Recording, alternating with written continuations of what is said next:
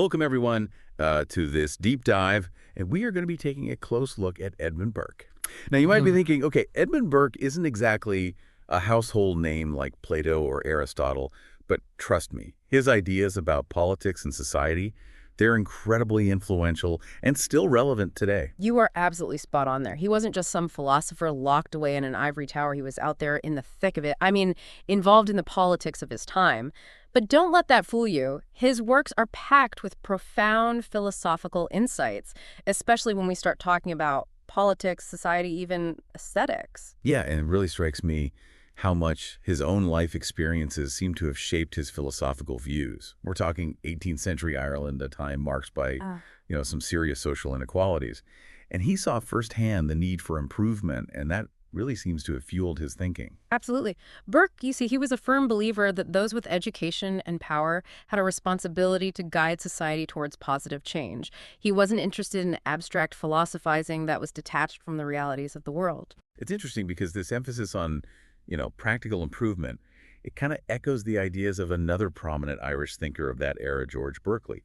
They were both skeptical of pure abstract reasoning and stressed the importance of understanding things in their full context. You hit the nail on the head. For both Burke and Berkeley, improvement wasn't some kind of utopian fantasy. It was about working within existing institutions and traditions to make real, tangible progress. Okay, so we've got this foundation of a drive for improvement that's grounded in the real world. But then we bump into Burke's this deep interest in the power of imagination, which seems like a bit of a shift. His philosophical inquiry into the origin of our ideas, the sublime and beautiful, explores the human mind's capacity to create complex ideas, particularly those related to aesthetic experiences. Ah, yes, the inquiry. A really important work if you want to grasp Burke's whole philosophical outlook. His exploration of the sublime and the beautiful, it shows how fascinated he was with our human ability to move beyond just basic sensory perceptions and actually create abstract concepts. And this ties directly into his critique of those oversimplified ideas of natural society, which he takes on in his work, A Vindication of Natural Society. Now, vindication really threw me for a loop. It's like he's messing with us on purpose. Yeah. At first glance, it reads like a strong attack on religion, but then you dig a little deeper Right. and there's this subtle dismantling of the idea that a primitive state of nature would be some kind of utopia. It's satire at its finest. By writing as if he's a deist criticizing religion, Burke cleverly exposes the flaws in trying to apply super-rational and idealistic principles to something as complex as politics. And this is so important because it highlights the huge difference between seeing society as something organic that needs careful nurturing, which is Burke's view, and this idea that a primitive state of nature is the ideal. For a philosopher like yourself, I bet that satirical approach is just fascinating. He's not hitting you over the head with his arguments, but instead he's leading the reader through a thought experiment to expose the problems with a certain way of thinking. Exactly. It shows just how deep his philosophical engagement really is. And this sophistication, it also comes through in his theory of language, which I think is one of the most overlooked parts of his work. He challenges the idea that abstract terms like liberty or justice have these fixed universal meanings. Instead, he says they evoke powerful images and emotions, and they shape how we understand the world. And he was brilliant at connecting these abstract ideas with actual historical events and people, right? Especially in his writing and speeches, he uses history to bring those ideas to life. Absolutely. For Burke, history wasn't just some collection of facts and dates. It was like a living tapestry of human experience, a source of wisdom and also kind of a warning. Like in his works, an account of the European settlements and an abridgment of English history, for instance. In those texts, he shows how complex social and political development really is, and he pushes back against those simple narratives of progress or decline. And it's especially striking how he uses historical examples to try and improve the image of Catholicism in England, particularly because at the time there was so much anti-Catholic sentiment. It shows he was willing to challenge accepted narratives and dig into the nuances of history. Absolutely. And this brings us to the point where Burke the philosopher and Burke the politician meet. His deep understanding of language of history, of the nature of complex ideas, it wasn't just for theoretical discussions. It influenced his actions and arguments during his long career in British Parliament. So he wasn't just an academic sitting in his office. He was out there dealing with the challenges of governing and trying to put those philosophical principles into practice in the real world of politics. Exactly. And a great example of that is his approach to the American Revolution, which is a fascinating case study in Burkean thinking. He didn't just pick a side. He grappled with all the nuances of the situation. He recognized that the American colonists had legitimate complaints, but he also wanted to preserve the British Empire. His idea of the British Empire, it's really interesting how it kept changing. He tried to find a balance between Parliament's power and the liberties of those American colonies. Not an easy thing to do. Sounds like he was walking a tightrope. Yeah. And yeah, it really does show how he put his philosophical ideas to work during a real political crisis. You see, because he understood complex ideas so well, he could come up with solutions that weren't just black and white. It wasn't just forcing the colonies to obey or giving them complete freedom. He saw there was more to it than that. It seems like his respect for tradition and his awareness of what could go wrong, Yeah. those unintended consequences of big changes that really shaped how he dealt with things. Oh, absolutely. He was worried about the potential downsides of the revolution, even though he understood why the Americans had some legitimate complaints. But this cautious approach, it's totally different from how he reacted to the French Revolution. That was a real turning point for him, both in his life and his thinking. Yeah, the French Revolution seems to have been a really troubling event for him. With the American Revolution, he saw a chance for reform within a system that already existed. But the French Revolution, with its complete overthrow of the monarchy and the whole social order, that must have seemed like something else entirely, something dangerous and misguided. The French Revolution really shook him to his core. You can see it in his writing, his tone changes and reflections on the revolution in France. He's not just disagreeing with specific policies. He's going after the core philosophical principles behind the revolution, principles that he thought were totally wrong. Would you say that he saw the French Revolution as like a betrayal of those principles of slow organic change that he valued so much? Exactly. Burke believed that those abstract ideas of liberty and equality, if they're not connected to history and practical realities, they could easily lead to tyranny and chaos. That's an important thing for a philosopher like you to think about the possible dangers of idealism that's not kept in check. He wasn't against change itself, but he believed that change, especially drastic change, had to be approached carefully with a deep understanding of what it could lead to and with a firm grounding in tradition. And this brings us back to his theory of language, doesn't it?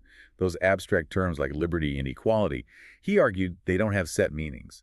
They're powerful symbols that can bring up a lot of emotions, and they can be manipulated for political purposes. Absolutely, and that insight makes his criticism of the French Revolution even stronger. He saw how these abstract ideals were being used to justify violence and upheaval, and he was really worried about the long-term effects. He believed that real freedom wasn't about destroying the existing order, but about carefully balancing rights and responsibilities within society. So, in a way, he was arguing for a more down-to-earth, historically grounded understanding of these big, important concepts. He wasn't saying the ideals themselves were bad, but he had a problem with how they were being used without any thought for their potential impact. Yes, and this highlights a big difference between Burke and some of the more radical thinkers of his time. He wasn't saying we should go back to some perfect past, and he wasn't embracing a utopian vision of the future.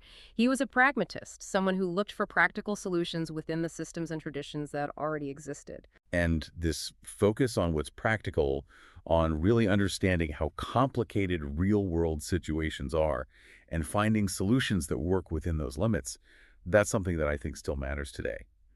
We're still dealing with these questions about balancing individual freedom with social order, the role of government, the dangers of extremism. Absolutely.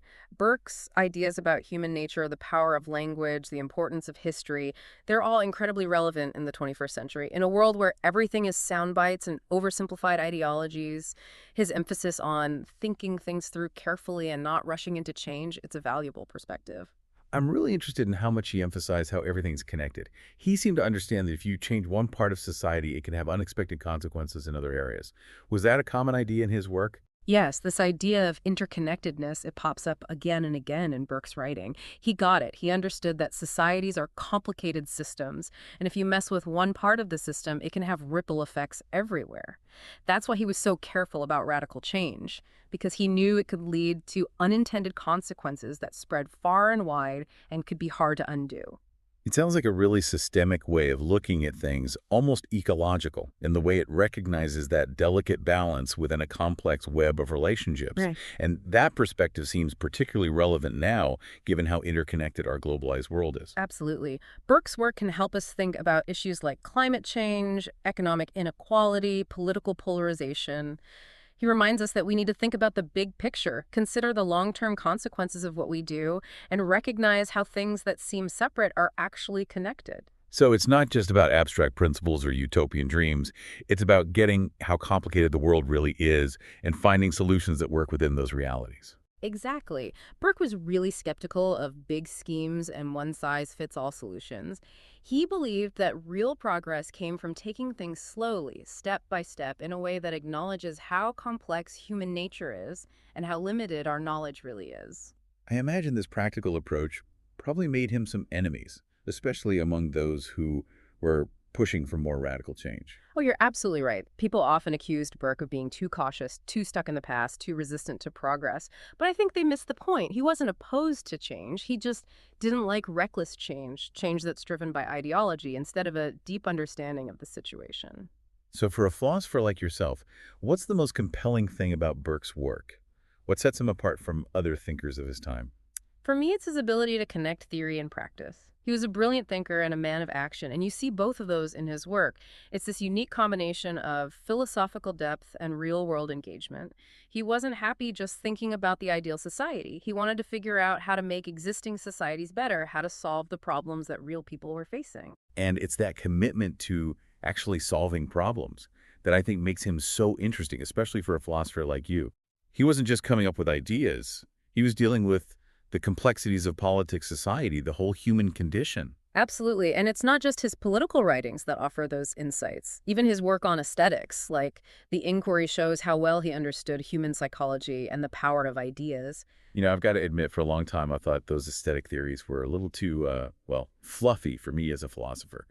But looking at Burke's work has really made me see how those ideas connect to bigger philosophical questions about knowledge, experience, even morality. That's what's so great about Burke. He brings together all these different areas of thought aesthetics, politics, history, language.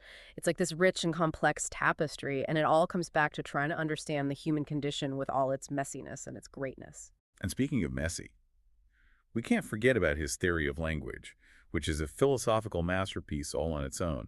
He makes us think really hard about how words work, how they shape what we see, how they can be used to tell the truth, and also to hide it. Yeah, you're right. That's a key part of his thinking. He knew that language isn't just a neutral tool for giving information. It's something that can move people, inspire them, get them fired up. And for someone like Burke, who was so involved in politics, understanding how language works was crucial. It makes me think about how we often just assume that words have these fixed meanings. But Burke shows us it's not that simple. The meaning of a word can change depending on who's saying it, what they're trying to do, what the audience already thinks. It's almost like a game, right?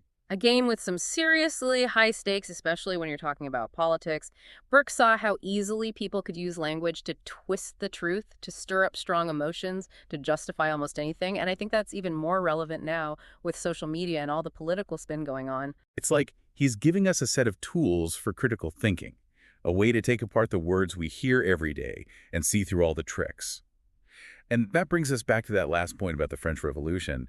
It seems like part of his criticism was about how people were using language to justify ideas that were radical and, in his view, dangerous. That's exactly it. He saw how those abstract terms like liberty and equality, if you take them out of context, if you don't think about the practical side of things, they can become dangerous tools for people who want to manipulate others. And his reflections, it's like a passionate argument for a more grounded, more historically informed way of understanding those concepts. So it's not that he was against liberty or equality. It's Yeah. just that he understood how those ideals could be twisted and used to justify things that might actually end up making things worse. Exactly. And here's a key takeaway for anyone who loves philosophy and is diving into Burke. He challenges us to think beyond simple either arguments, to embrace nuance and complexity, to understand that even the best ideas can be misused and lead to bad outcomes if we're not careful. It reminds us that philosophy isn't just about thinking up theories. It's about understanding the world as it is with all its complexities and finding ways to deal with its challenges wisely and carefully. And Burke, even though he doesn't fit neatly into any one philosophical category, offers a lot of insights for anyone who wants to grapple with these really big questions. He pushes us to really think about the connection between what we think and what we do, the power of language, the importance of knowing history, and the fact that human reason has its limits. And in a world that often seems to value simple answers over complex ones, his work is like a breath of fresh air. So as we finish up this deep dive into Edmund Burke, I think the big challenge he gives us, especially you as a fellow philosopher, is this: don't be afraid of complexity.